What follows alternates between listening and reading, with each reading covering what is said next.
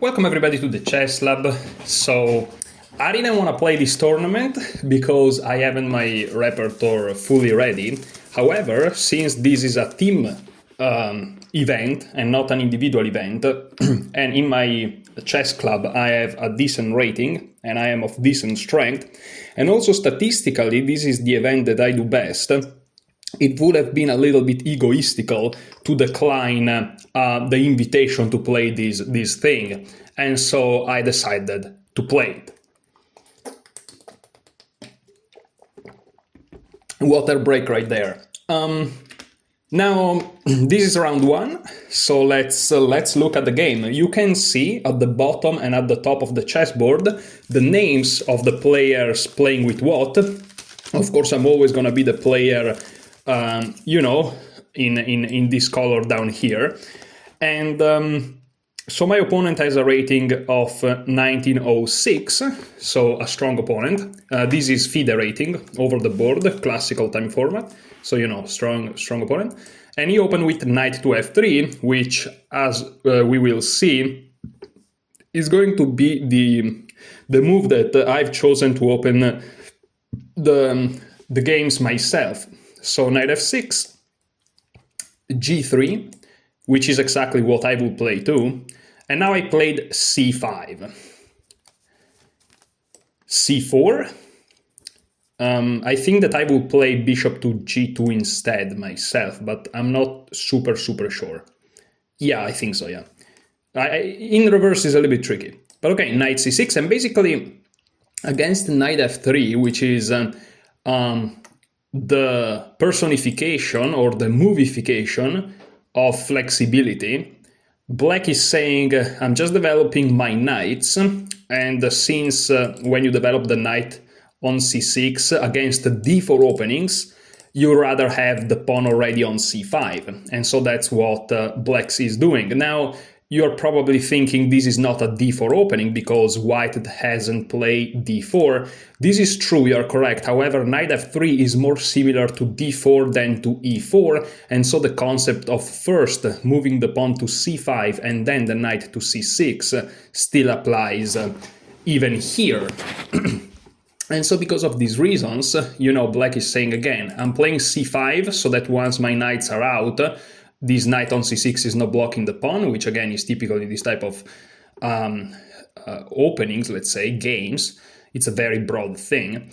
And then I'm gonna see whether to play those two pawns in the center. Maybe I play d5, maybe I prepare it with e6, d5, and eventually I'll try to see what to do. And the point of this setup with the two knights out, and of course also this pawn out, is that Black is also very flexible because these two pawns are not moving, and this keeps flexibility. Also, once White plays c4, which will be, let's say that this will be the proper reti, right? With knight f3, g3, bishop g2, and c4. But this is also an English, if you think about it.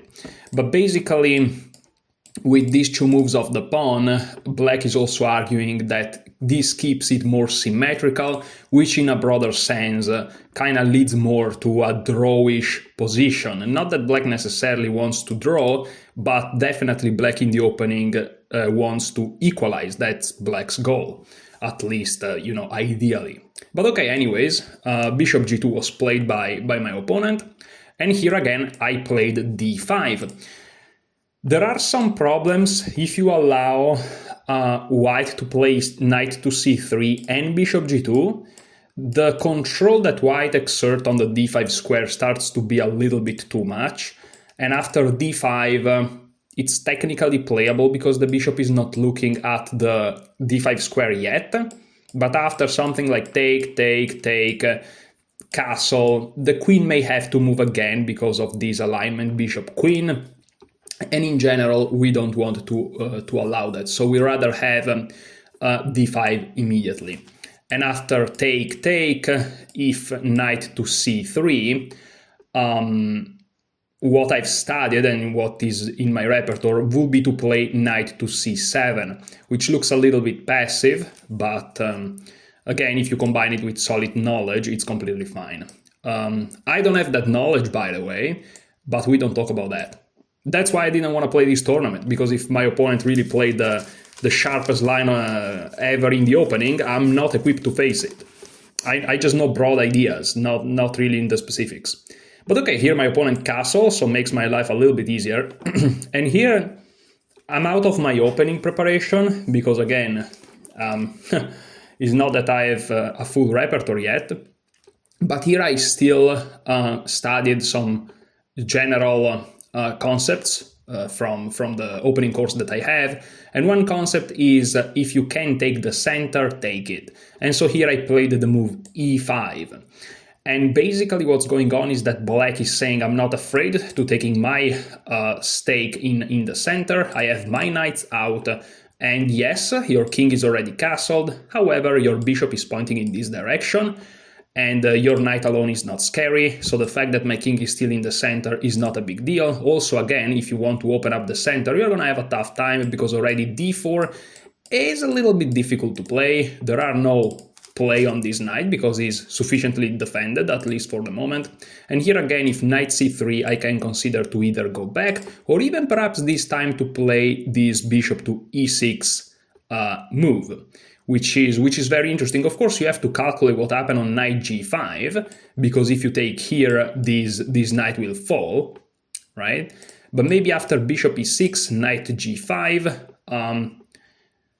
sorry, and knight c3, of course, was played. You may interpose this move, which attacks the queen, and then they can take back, and the knight is defended.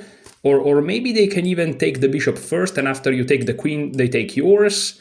And things just gets crazy. I mean, I have no idea what's going on. But anyways, yeah, after knight c3, that's, because of all these reasons, probably that's why knight c7 is more accurate. But again, I'm saying these things out of my mind. I'm not, like, after knight c3, I'm not sure you have to play knight c7, just to be clear. I should have mentioned it before. Because, you know, again, I haven't my repertoire fully ready, but the reason I'm talking to you about these things is because these are the things that are flowing through my mind. Okay, so my opponent plays d3 here. The engine doesn't necessarily love it too much, but it's still equal. You can see the evaluation bar here. It doesn't tell you exactly the evaluation. It's minus 0.4, for example, which it's still equal. But okay, basically the engine is saying black has equalized in human terms. And here, okay, I played bishop to e7. I'm looking at the engine here on Lichess, which is not necessarily the strongest engine. Let me see if I can... I have Stockfish 16 activated. I want Stockfish 17. Okay, now I have activated Stockfish 17. Wow, I had Stockfish 16. I didn't even realize. Whatever. Not that it's too big of a difference for humans when you are analyzing like that, but still. Okay, bishop e7, best move. Knight b to d2 was played, now by my opponent. Maybe... Okay, it's important here to kind of try to understand why knight b to d2 was played, because, again, this is a move that the engine doesn't love too much. The engine prefers something like knight to c3 again, or perhaps even queen to c2. Queen to c2 is a little bit more inhuman, because you may see ghosts, right? There's nothing, the queen just drops back and then a3 wins the tempo on the knight. But yeah, knight c3, okay, that's a very human move. But the reason why d3 was played was to play this knight b to d2, knight to c4 idea. So knight c4 is the big idea of my opponent, to target this pawn. The problem is I've studied not necessarily this position I don't think I've ever had, but I knew that in some cases you can very simply defend with f6. However, looking at this position, after castle, knight c4, f6, I wasn't too comfortable with the opening of this diagonal.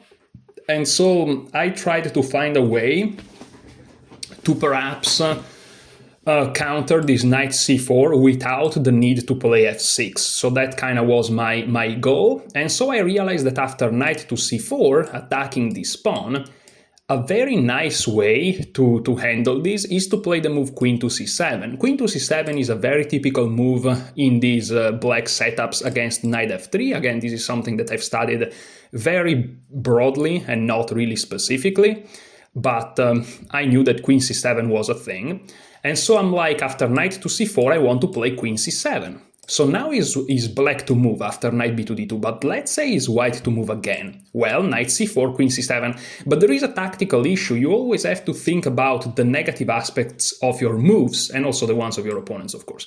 After queen to c7, so let's say knight b to d, knight to c4, queen c7, the negative aspect is that the knight on d5 is no longer defended. The knight is hanging. And so here there is knight takes e5 anyways. And after you take back, you drop the knight.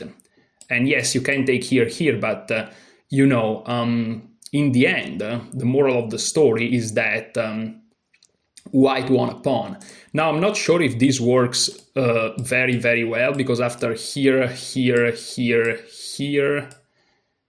yeah, if you take here, I defend, which may be the best by white, but if they take here and I take here, no, I'm crazy. You can just take back and you're fine. Actually, with a pawn is better. Yeah, white will win a pawn.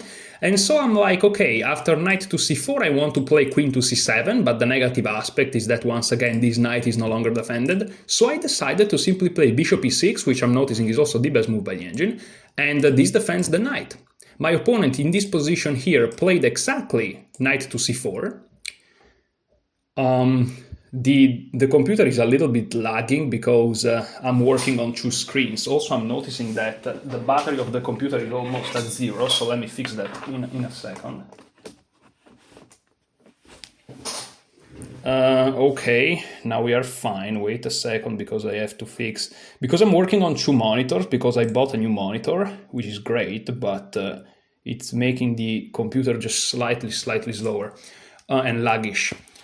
Okay, so knight c4 by my opponent, this attacks the pawn, but again, if I hadn't played this bishop e6 move, then queen c7 is something you have to think twice about, but I played bishop e6. Now, funnily enough, this bishop e6 move is also useful against the opening of this diagonal. So in this position, the engine thinks that queen c7 is the second best move, which is what I played, but the absolute best move would be exactly f6. Which consolidates this point forever. It also takes this square away from the white's pieces, which is always nice to do, to restrict your opponent's pieces, and is arguing that now this diagonal here is not that weak because of the presence of the bishop.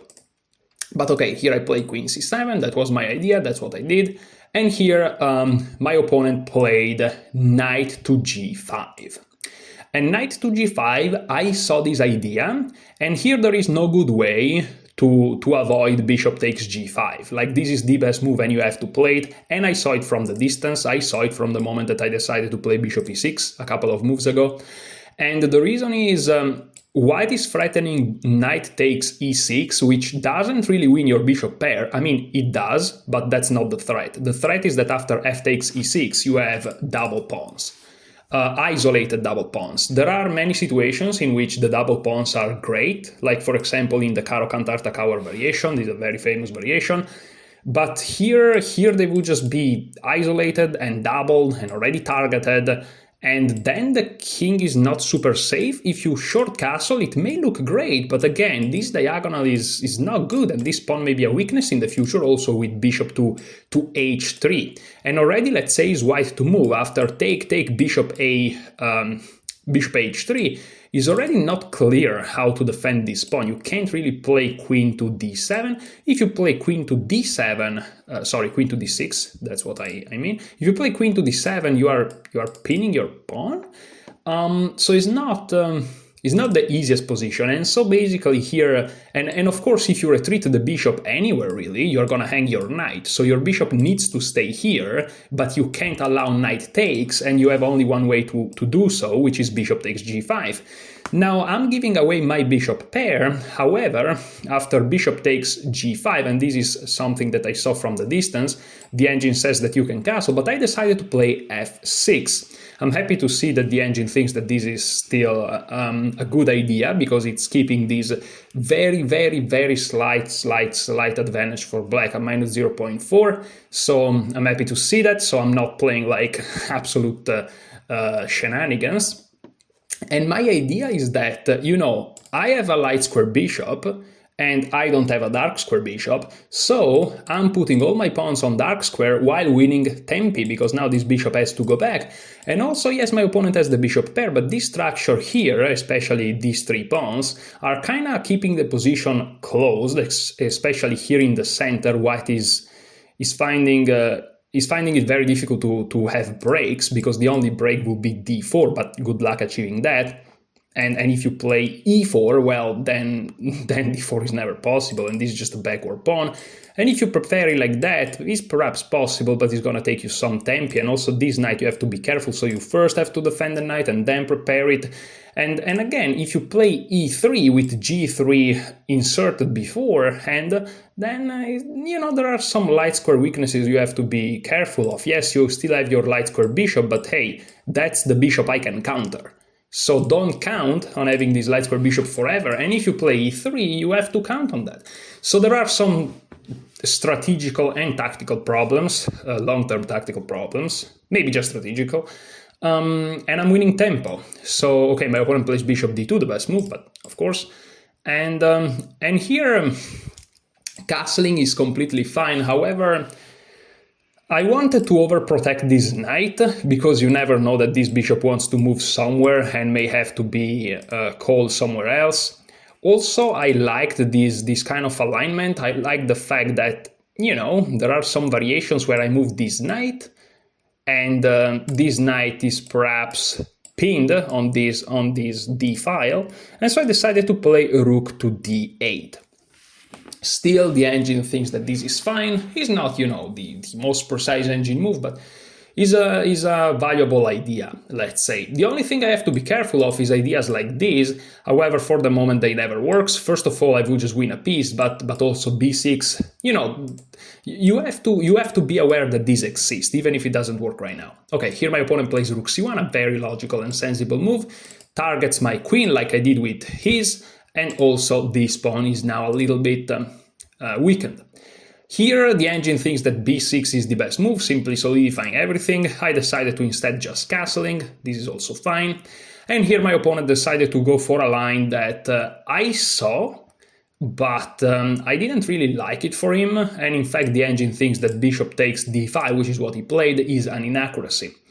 The best move would have been knight to e3, trying to target this piece and threatening after knight e3, let's say, is white to move again, take, and now queen b3 causes some issues. Not that is the end of the world. However, you know, after queen f7, there may be some rook takes c5, not now really, but in the future. Also after this, there may be something like...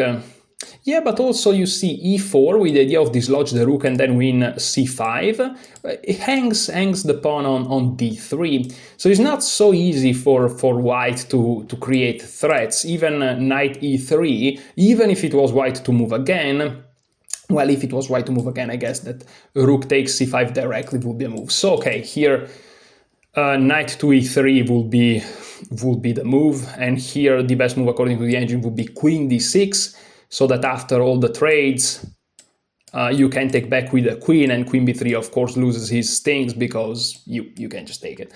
But anyways, you know, aside from all of these things, my opponent decided instead to go bishop takes d5. Again, knight e3 would have kept the tension and would have caused black to solve more practical issues.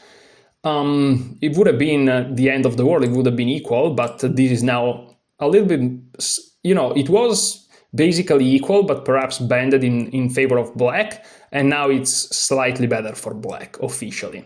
Because after bishop takes d5, there is this move knight to e3, which hits the bishop, and, you know, from the distance, I calculated this all, I saw that there was the pawn hanging. Now, taking the pawn is very dangerous, because after b3, it seems like the bishop is stuck and white is gonna collect it. However, I calculated all of it, and I figured that taking on a2 was okay. And here I kind of felt like, you know, I was playing against Spassky in 1972, and there is a pawn hanging in the corner, and if I take it, I'm gonna be made fun of 50 years from now. But then I remember that this game nobody knows about, and it doesn't matter even if I lose it sillily, and so I decided to just go for it. So bishop takes a2, And okay, this of course, you have to look at b3 for a while, but after b3 my idea was to go queen f7, and the pawn is hanging and it's quite awkward to defend it. Also, you're gonna follow it up with knight to d4. If they play knight c4 trying to interpose, you also have b5. There are many ideas. And so my opponent preferred to play rook takes c5, which is the best move, and yeah, it just wins a pawn back. But this gives me a 2 against 1 on the queen side, which of course changes the, let's say, the feel of the position.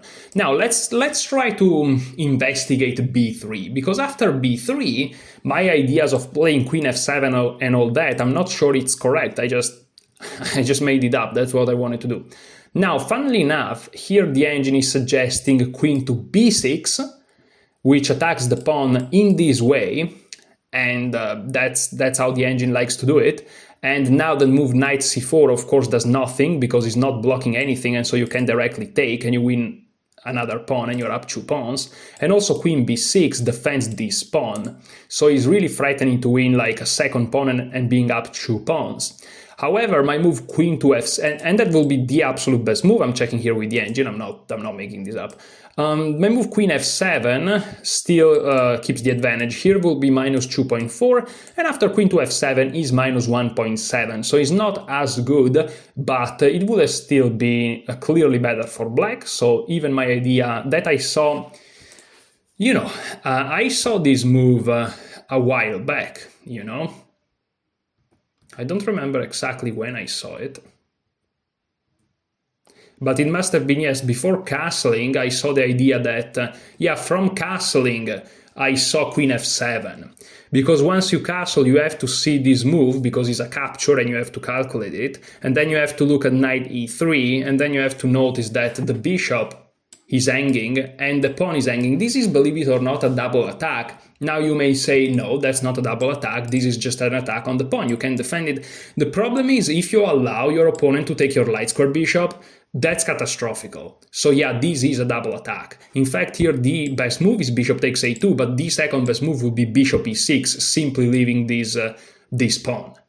And it's still slightly better for black. It's super important that you don't get your opponent to take the bishop. For example, if you play b6, after knight takes d5, white has equalized. Now, truth be told, they have to find the move b4, which is not the easiest move to find. But, okay. So yeah, it's not a simple position by any means. But anyways, from the moment you castle, I was saying you have to see this, and here you have to see b3, right? You have to see it because your bishop risks to get trapped. And then I notice queen to f7. And after queen to f7, you're threatening to take this with tempo. If they play rook to c3, my idea was to play knight to d4. I'm not sure if this is correct. Again, I saw this from crazy distance. Okay, it's still doable. It's still doable. And here the opponent can play knight c4. And here from the distance I saw b5. I saw all of this from the moment I castled, by the way. Which I struggle to believe, but I did somehow. What? Can't believe I may be decent at chess. What? No, there's no way. But okay, and here b5, and this is minus 1.5. So again, these are not the absolute best moves, but they are moves that are completely fine. So I'm happy that I saw all of this. But anyways, my opponent just took this pawn. And here, okay, here the best move will be queen to e7, which attacks the rook, but also moves the queen away from this, which is what the move I played does too. So I don't know what the difference is. No, queen d6, sorry, will be the absolute best move. For some reasons, I decided to play queen to b6 instead, and this is the only inaccuracy that I played in this game. Aside from this move, I played everything like not perfectly, meaning it's not the absolute best move, but is up there. You know what I mean? It's like a very, very good move that doesn't lose the advantage. Instead, this move here is perhaps a little bit not so precise. And the reason why I made this mistake here is because I can't tell you. If I could tell you, I wouldn't make it, right? I mean, I have no idea what the difference is between queen d6 and queen b6. It seems to me that queen b6 is much more logical, it's a double attack. Why is queen d6 so clearly better according to the engine? I genuinely can't tell. Also, this move may be subjected to a loss of a tempo. I really don't know. Also, queen e7 is better than queen b6. Queen e7 wouldn't have been considered by the engine an inaccuracy.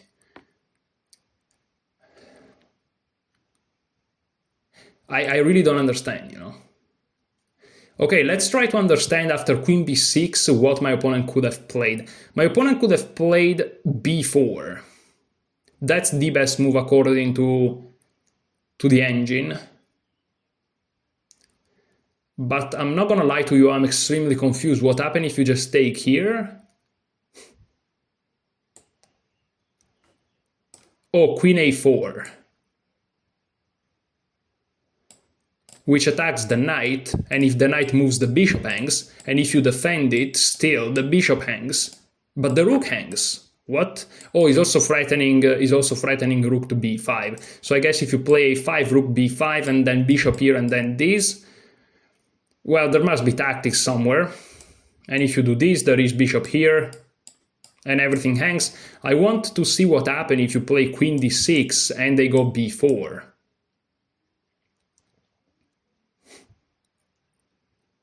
Well, here you just play bishop e6, and the engine claims that this is better for black. What about queen b6, b4, and now bishop e6?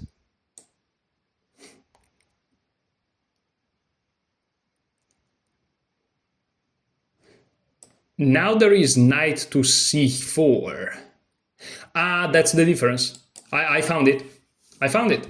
So in this position here, in the other line, the one that I played in the... No, not in the game. Yeah, so in the game I played this queen b6, right? And if my opponent played b4, this is what he didn't play, which would have been the best move, we would have reached this position. Now, if I played the best move, queen d6, and my opponent decided to play b4, we would have reached this position, but my queen was on d6. And in this position here, which is the line where my opponent plays the best move that he didn't do after I play queen b6, which is what I did in the game instead of queen d6, which would have been the best move. It's a little bit convoluted. My opponent had knight c4. But if my opponent played knight c4 here, if I take it, it's not that big of a deal. Or even here. Whereas if my queen is on d6 and I take this, there may be some issue over this file here. Now, I'm still not sure that what I'm saying is true. So if we go back, I played this, they play b4, I play bishop e6, they play knight c4. Yeah, no, it's not taking. So no, that's not the case. That's not the case. Queen d7 though is the best move, but also queen e7 keeps some advantage. So maybe the point is that after queen b6, b4, bishop here, knight c4, so the idea would be that here white can always do this, but if my queen is on d6, again, no, what I said is incorrect, is not taking, but basically the idea is that if the queen is on d6, she has better squares. Whereas here, the only move that is perhaps logical, this is not even a consideration because of b4, but the only move that is a little bit logical is queen c7, but this allows some tactical situation over here. And so because of these reasons, if you had the queen on d6, you could just move it here or here, and white wouldn't have these things, and white would stay with those problems of knight takes, bishop takes, b6, facing problems on this file if the queen stays here, or on this diagonal if the queen stays here. And so basically the point of after rook takes c5, the reason why queen d6 is superior to queen b6 will be that on queen b6, after the best move by white and after knight c4, the queen doesn't have good retreating squares, whereas after queen to d6, you're doing the same thing, you're attacking the rook. After b4, which wouldn't be a good move in that case, and bishop back to e6, after knight to c4, you can have good retreating squares. Specifically good is queen d7, but even queen e7 would have been okay, and white stays with some issues.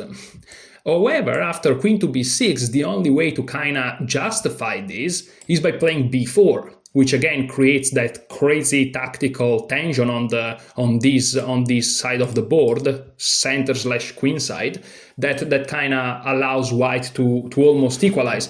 However, here my opponent didn't found b4, which again is really, really complicated. And it's crazy. I mean, of course, I'm sure he saw before, like it just defends the rook, but it looks very, very complicated because after b4, knight takes is easy here with the engine to see that is wrong, but like you have to figure out that after queen here and queen here, bishop here attacks everything, and so you are completely fine. It's not super easy to actually play a move like this when you are in the game. And so, because of these reasons, my opponent played queen to c1, which simply defended the rook.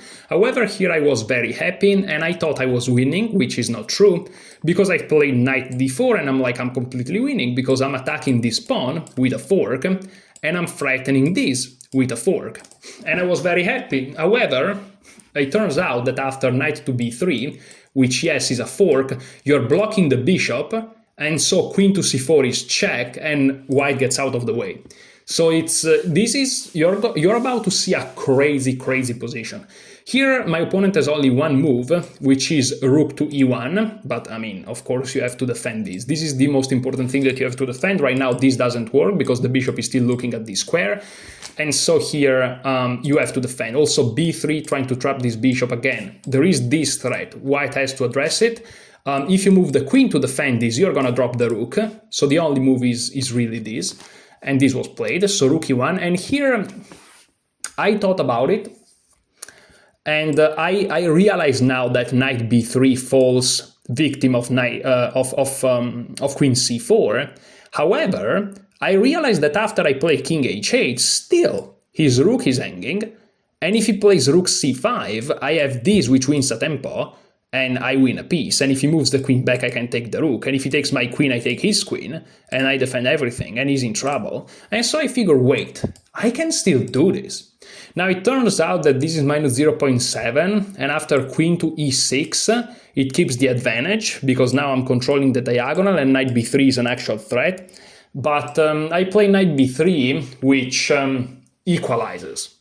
So technically knight b3 is an inaccuracy, even though the engine, when I run the analysis, doesn't consider it an inaccuracy for some reasons, which at the engine level this should be an inaccuracy, but okay. However, knight c3 poses white to have tremendous practical issues, because everything is under attack and this rook is already attacked twice. And here, white already has to find some only moves. Well, here, of course, you have to play queen c4, because you have to get out of all these troubles. So queen to c4 check, king h8, and here it's unbelievable. But basically what's going on is that white survives, despite having two pieces hanging, because if I take this bishop, attacking the queen too, the queen can always go back, saving the queen and winning my own bishop. And so this is not really a threat. The threat is on this rook. And so all my opponent has to do is to move the rook away. And he found a very creative and nice move. Now it turns out rook b5 after knight takes is a draw. And we are not even, okay, let's go into it. I was about to say we are not going to go into that, but let's go. My opponent in the game played rook to d5, which is justified by crazy mating threats in the end, which is very interesting. But let's say that you go rook b5, which is that move that from the distance I'm like, nah, there's no way it works. But it turns out after knight takes d2, which is of course my idea, attacking the queen. Now there is just one move for white, otherwise is -4. But okay, again, in chess all you need is one move, which is queen to b4. And here the knight is under attack, the queen is under attack, and let's say that I move the queen to c6, saying if you take here, I'm gonna take here. Well, here there is rook a5, and all of a sudden this bishop is under attack, and this knight is under attack. And the problem of this knight is not that easy to bring him out. So here the best move would be knight f3 check, a desperado.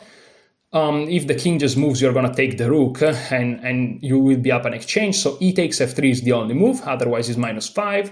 And here the bishop is under attack, so you have to move it, bishop to f7.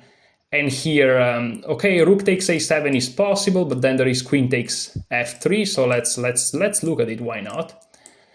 And yeah, let's say that you take here.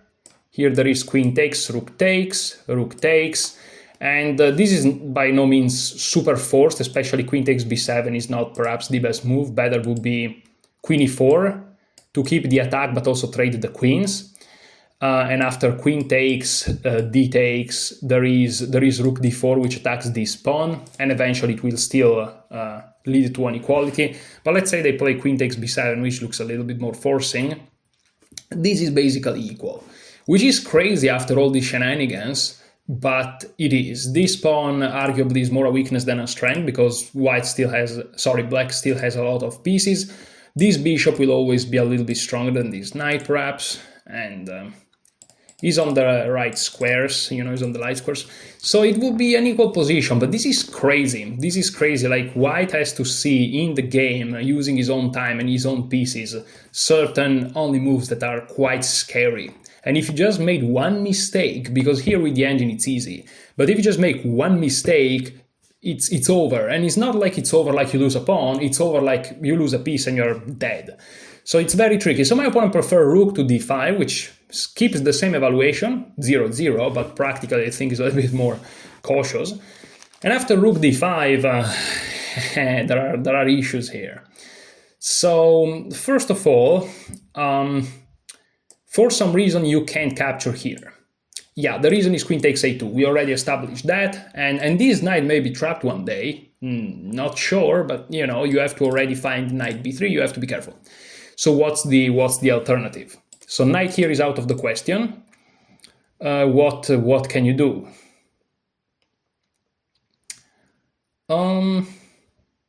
Well, here there is a crazy move.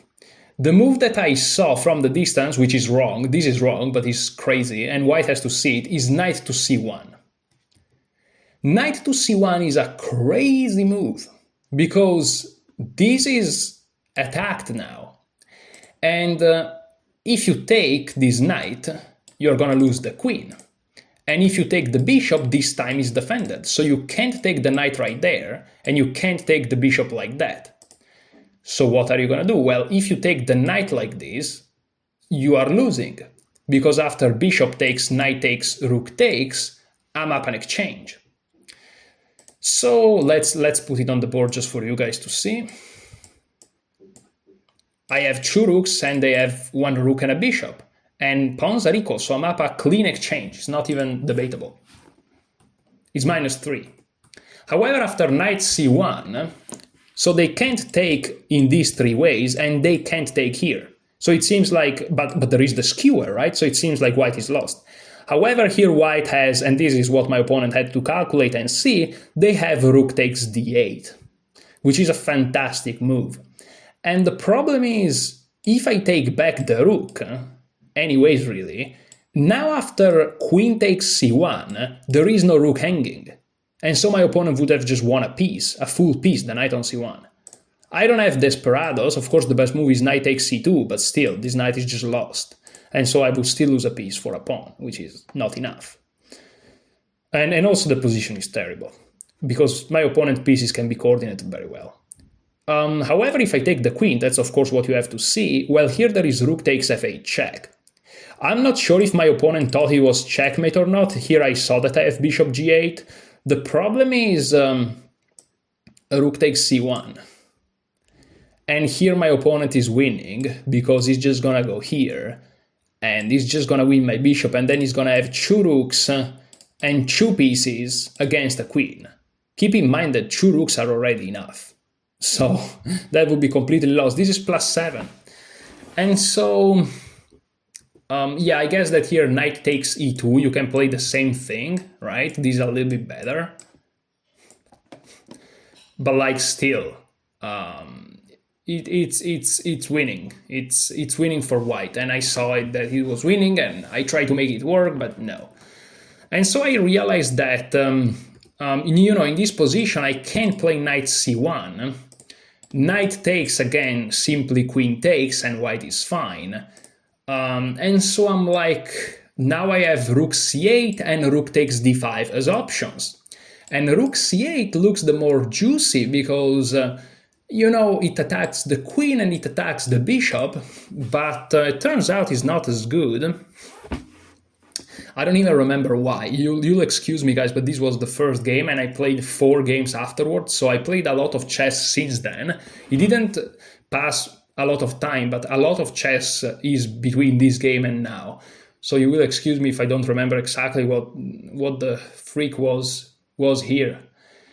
So yeah, okay, queen a4, yes, exactly, queen a4. I'm happy that this is the best move, because also queen b4 technically... queen b4 technically does the job, which of course defends everything, but I'm happy to see that that queen a4 is the best. After queen b4, it seems like this is not good somehow, but somehow queen b4 also equalizes. But okay, let's first look at queen a4. Queen a4, of course, is saying if you take here, which is the only move because this bishop now is gone, so you have to take, I'm gonna take here.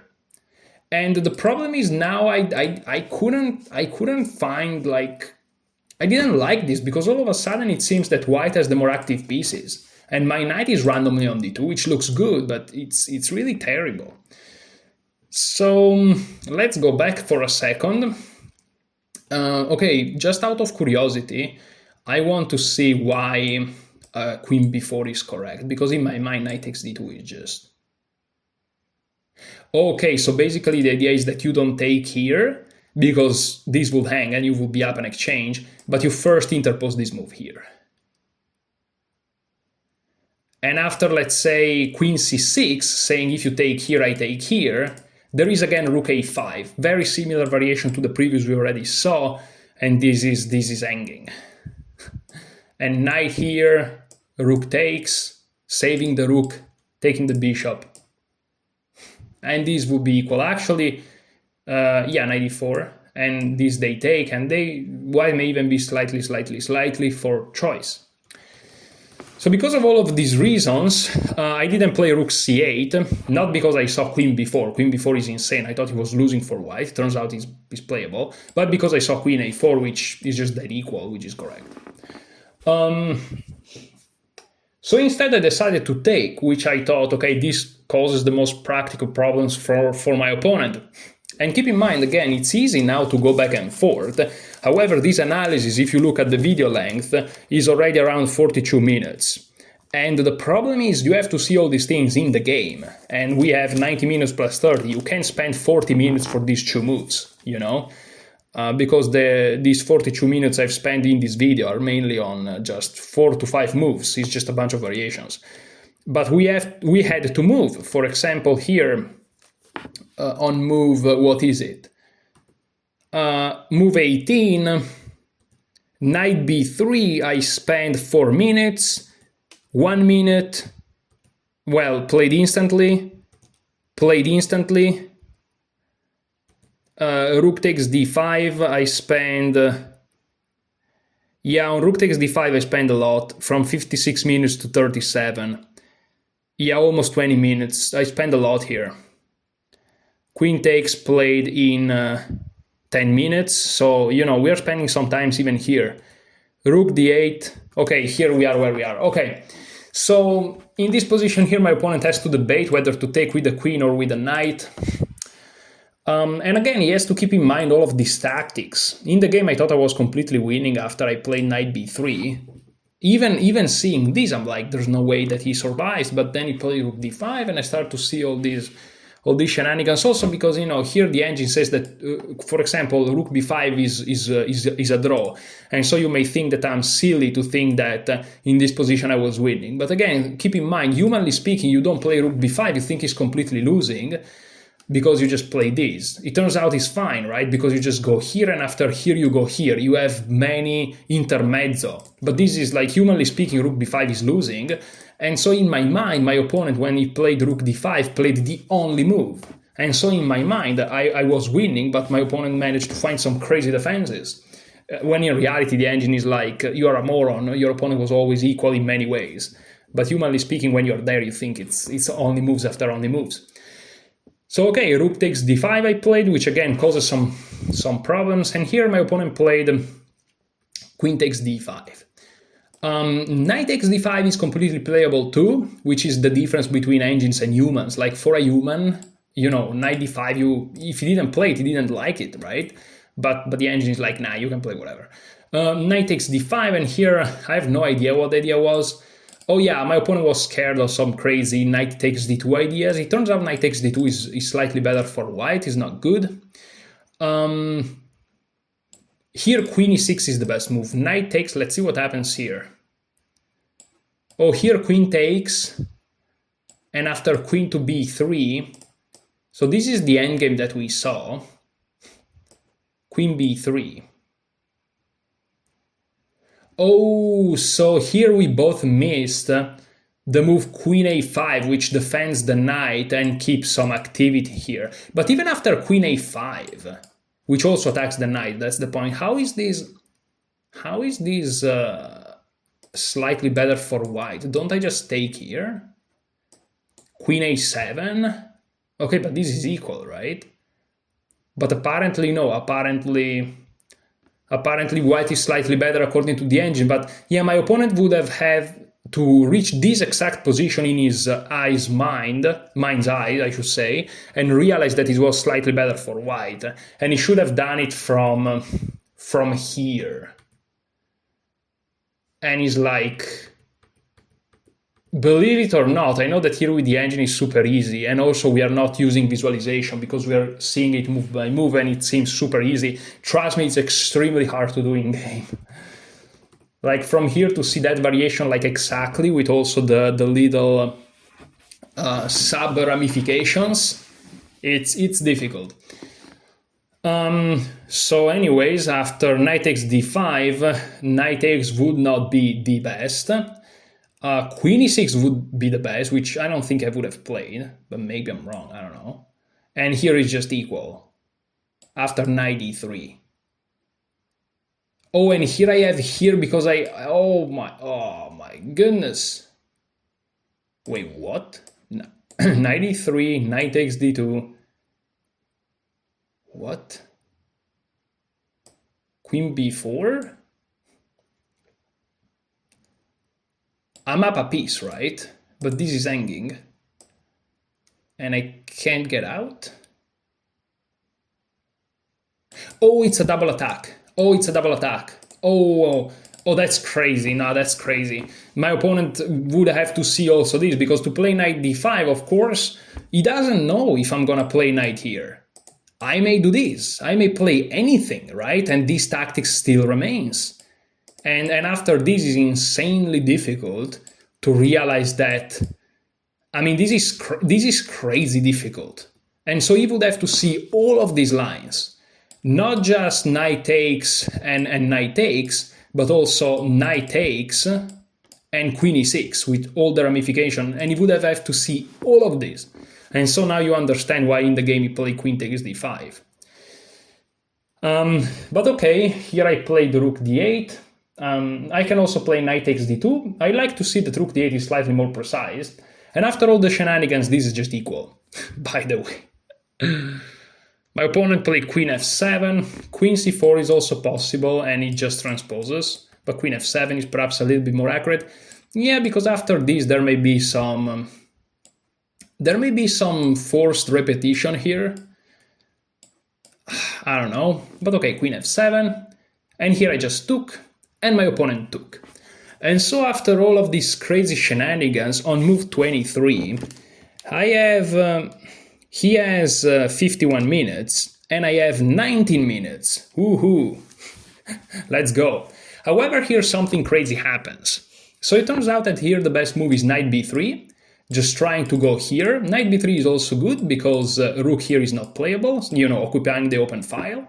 And again, here I just want to say something, but let me drink a sip of water here and try to spend some time into evaluating this position and analyzing it a little bit on your own while I drink, because knight b3 would be the best move according to the engine. This is not what I played. I still played a very reasonable move, so let's take your own considerations.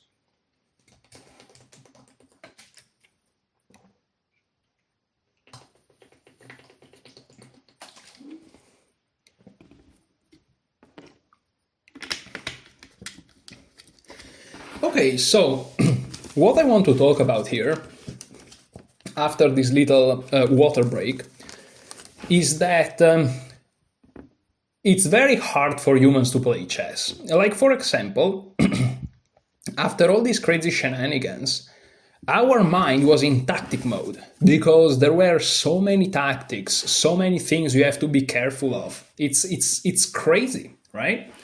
But here, you have to kind of come back to calmness, which is, of course, easier said than done.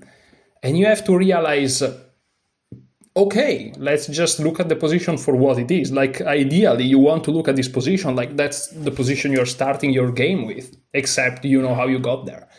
But that's extremely, counterintuitive. Yeah, this is what I played. But basically here, things like who occupies the only open file in the game, because this is semi-open. Well, technically this is also an open file, but this allows infiltration. Here you can always play a6 and there's nothing. But who occupies this open file, this is also semi-open. What am I talking about? There's one pawn. If there is one pawn, it's semi-open. If there are two pawns, it's closed. And if there are 0 pawns, it's open. So this will be, let's do it like this. This will be closed. This will be semi-closed, and this is open, just to be clear. So who occupies the only open file with his heavy pieces, that's something that can give you an advantage, but this is an extremely strategical consideration, right? Which of course then will eventually transform in tactics, but it's just strategical. And the ability to just right now switch and think about something like that is important. So, okay, anyways, I was still in tactic mode, because you may think that after this great speech that I just did, I then play some sort of an educational move. No, I played not the optimal move. The optimal move would be knight b3, which again plays on this and has the idea to go to d4 in this beautiful outpost, which kind of ties down the white's rook. And then I'll occupy the file and life would be great, perhaps. Well, king g8 would be illegal, but perhaps creating some escaping routes for my king, perhaps even with g8, king g7. My king position is a little bit more exposed than his, by the way, right now. But instead I played tactical and I played queen b4, and you may say, how is this tactical? It just blunders pawn. Well, you have to be careful. Here, first of all, I'm defending the knight, which is not a bad thing. Also, I'm moving away from knight c4, because the reality is after knight to b3, I was afraid of knight c4. So let's see what happens. Oh yeah, just queen b4. I'm hitting this, and the knight will go here, and I have no problems. Yeah, this is actually slightly better for black. Okay, for some reason knight c4 scare me, but again I start to have 19 minutes, which I know that when you play online 19 minutes is like 3-4 games, but when you're playing over the board 90 plus 30 is like you're starting to be low on time. the psychology is different. So I play queen b4. The threat is knight to f3, which forks these two guys with checks, so they have to take. The problem is this was a double attack on the rook, and I win the exchange and the game, because then everything collapses. So I have this big massive threat, and here my opponent went for rook c1. It turns out rook a1 is better, but okay, rook c1, which again controls this open file. And here my idea was to simply go back knight to b3. Now the difference of playing it like that is that if we go back, if I play knight b3, my opponent is kind of free to do whatever he wants. However, after I play queen b4, rook c1, and now knight b3, this comes with a tempo. meaning my opponent can just, let's say, take this pawn or move this knight here because this is hanging, and so he needs to move his rook. Now, he played rook c4, which is something that I saw from the distance, but I'm like, if he plays rook c4, I have queen e1, and there is no way this is bad for me. And so I went for it. I'm surprised by rook c4. Sorry guys, I'm talking a lot, and my throat can't really take it very well, but... so rook c4 is a move that it's already indicating that white is going in the wrong direction, even though it's completely fine. This position is plus 0.2 for white, so white is completely fine, even though it's just objectively equal at in human terms. And also for engines, because let's be real, if you let it run a little bit, it's going to tell you that it's 0-0. But rook c4 is not the right direction. Not because it's the wrong move, but because it indicates that white is impatient.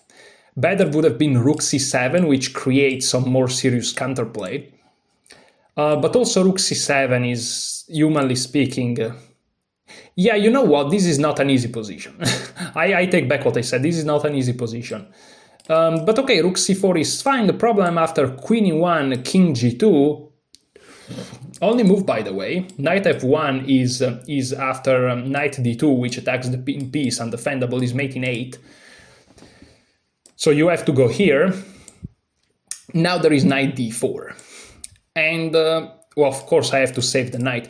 And now my opponent can go pawn hunting, but he has to be extremely careful, because I can take here and then check here, or if he takes here and here, controlling the light squares here, I can take here and then check here. And it's trouble. Oh, Boro is trouble. He took queen takes a7, this is fine. And here I play the best move. Again, queen takes can be only follow up by an attack on the light squares, but after queen takes b7, this would be defended. In fact, after queen takes e2, the best move, at least according to this load-up engine, is queen takes b7. Because again, it defends the light squares, which is what I'm attacking. So I played knight takes e2, and I thought this has to prevent queen takes b7, because if it does, it looks very dangerous. And indeed, I was correct. Here, the best move is the extremely obvious knight f1. I'm joking. Like, knight f1 is crazy. I guess it makes sense, but it's still very counterintuitive. But my opponent, again... this move that shows some impatience because it attacks the queen, but it allows these, because the engine was suggesting rook c7, you know, in that point where I told you that. Rook c7 attacks a pawn, doesn't attack a queen, but after the check, you know, white is winning some tempi, whereas here after rook c4, the rook on c4 is doing nothing. That's why it's kind of indicating that white is going in the wrong direction, even though it's a perfectly playable move. But you have to follow it upright. And here, indeed, again, with this, you know, wanting to play fast, my opponent blundered. And he played queen takes b7. This is a blunder. Look at the evaluation bar. Now it's -4. This is crazy. Also, on move 27, my opponent had 24 minutes, and I had 12. So he could have even tried to play on my time perhaps a little bit, but I guess this is a very tough position to play. But already a move like queen b6 that wins tempo and forces me to think with 12 minutes, you know, is a little bit something that you can consider. You can always take this later once I move the rook, and after here and here, you take it. You know, because if I take, there is checkmate, except my rook is under attack. So already a move like this you exclude it, but if you don't have a move like this, I have to go here and then you can take. So queen b6 already would have been a little bit more, concretely speaking, sharp, because he would have forced me to think, and I'm down on time compared to him. But queen takes b7 doesn't come with tempo, which is huge. And it allows me to go for this attack, which, frankly speaking, it looks very, very scary. And from the distance, I didn't calculate it. I saw this position from a while back, and I figured there is no way this saves him. Because I noticed that if he goes here, I have this, and he can stop with the knight, but then he's in trouble, right? And so I play queen g1. And here there are two moves. But it doesn't matter anymore. Now he's losing, no matter what he does. If he plays the absolute best lines, is -5. So, -4.8. So it doesn't matter. Now, King F3 would have been perhaps better, but again, it doesn't matter. King H3 is what he played. King F3, there is Queen H1, and that's the point. And Knight G2 is the only move, but the problem is that now Knight D4 happens. There is Queen D1, which wins too, by the way, because just crazy discoveries are happening, but Knight D4 check. The king can't move here, of course, because that's just losing. However, where is the king going? This pawn will be hanging, and the queen will keep checking the king. That's the point. The king can't go back, can't go here, and is not easy. Like, you can't go here because of the pawn, so these 3 squares are already out of the question. Where do you go? Where are you going, bro? Rook d4 is also playable, by the way.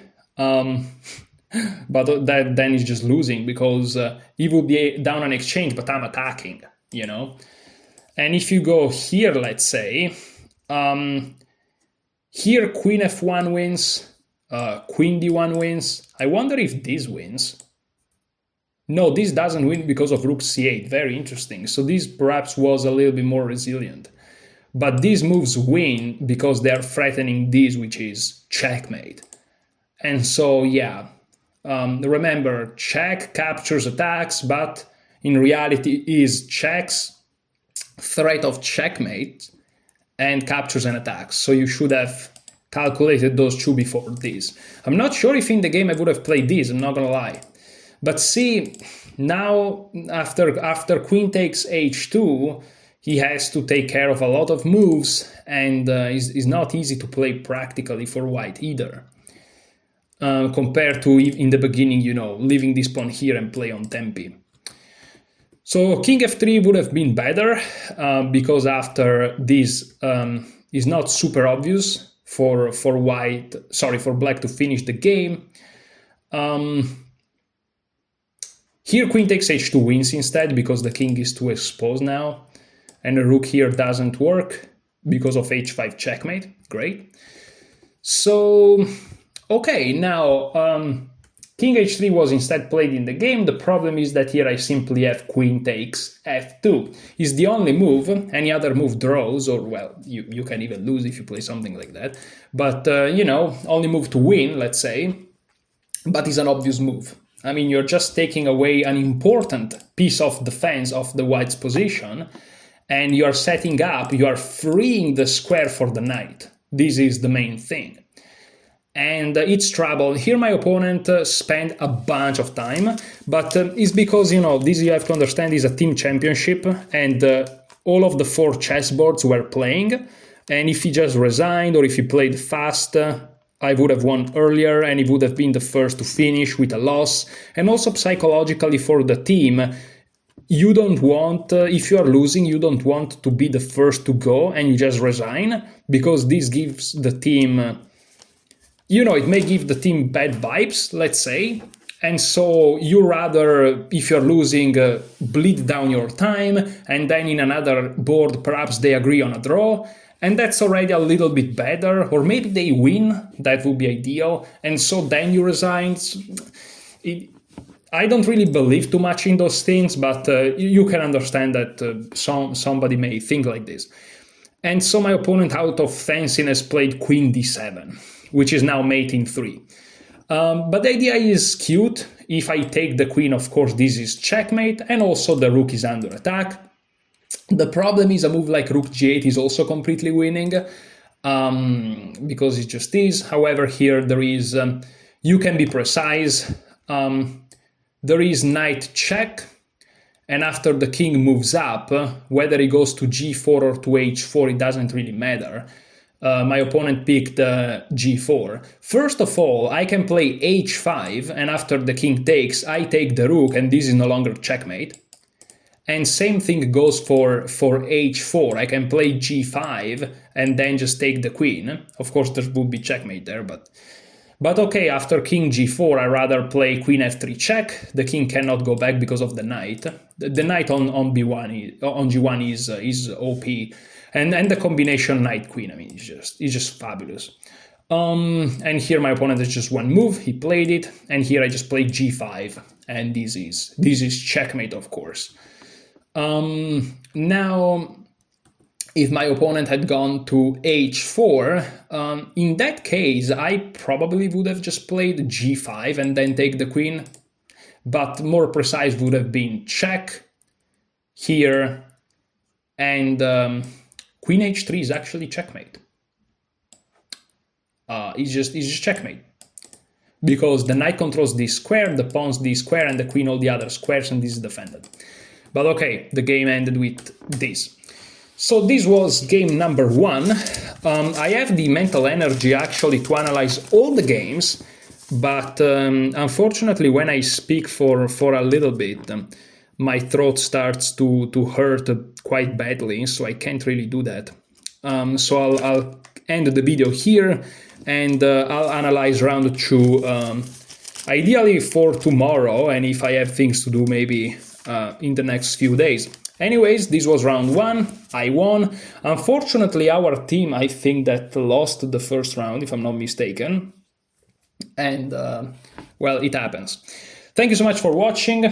Enjoy your chess.